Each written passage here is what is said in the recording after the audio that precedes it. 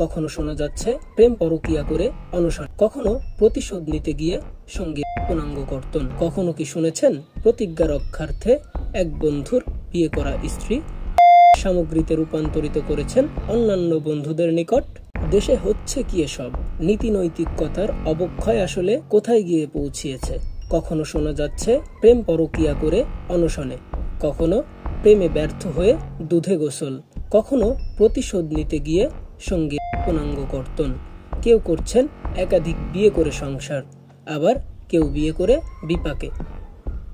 কিন্তু এখন যে বিষয় বলতে যাচ্ছি তা হয়তো শোনেননি কখনো।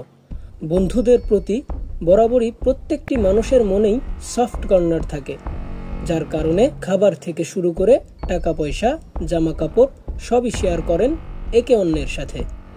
কিন্তু কখনো কি শুনেছেন প্রতিজ্ঞা রক্ষার্থে এক বন্ধুর বিয়ে করা স্ত্রী সামগ্রীতে রূপান্তরিত করেছেন অন্যান্য বন্ধুদের নিকট?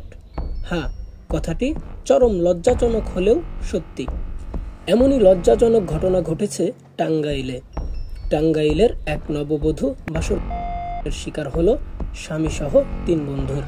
প্রতিশ্রুতি ছিল এমন 3 বন্ধুর যে আগে বিয়ে করবে তার স্ত্রীর সাথে 3 জনেই বাসর করবে।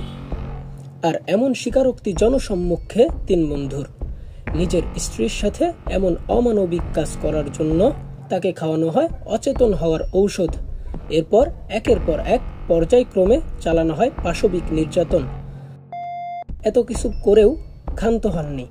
নির্যাতন করার পর ওই নববধূর মাথার চুল কেটে দেন, যাতে ভবিষ্যতে তাদের এমন পাশবিক কর্মকাণ্ডে তিনি বাধা না দেন এবং 3 জনকেই স্বামী হিসেবে গ্রহণ করেন।